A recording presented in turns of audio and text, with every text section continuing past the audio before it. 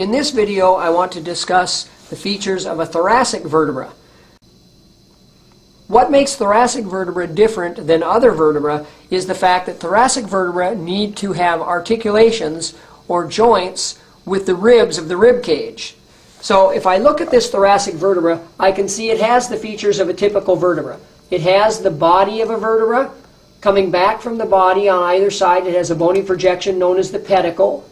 Then it has transverse processes. Coming inward from the transverse processes, we have a lamina on either side, and those lead to the spinous process.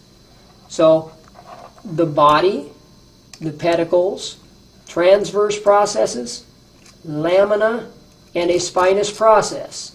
And in the middle we have the vertebral foramen. Now if we look carefully at this thoracic vertebra from a lateral aspect, we can see the inferior notch and the superior notch, vertebral notches, which are going to line up with the next vertebra to make our intervertebral foramen. But what we can also see on this vertebra is on the edges of the body, very near where the pedicle connects, there's a small articular facet here and here. These are called demifacets. Those are for articulations with the heads of the ribs. If I follow the transverse process out, there is another articular facet on the end of that transverse process. The head of a rib actually articulates with two vertebral bodies. In this case, the vertebra above this one and this vertebra.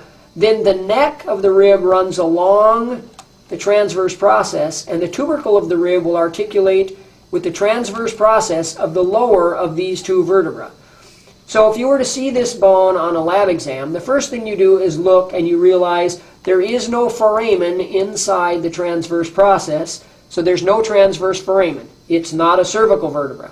Then look at it and see, does it have articulating spots for the ribs? If it does, it should be a thoracic vertebra.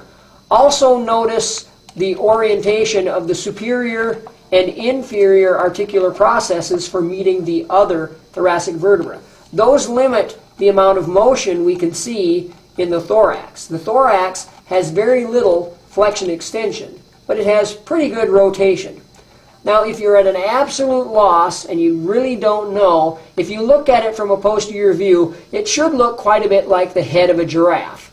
The long nose, the eyes and the ears, and the horns. So obviously look for the anatomical features first, but if you're at a complete loss, if it looks a little bit like a giraffe, it's probably a thoracic vertebra.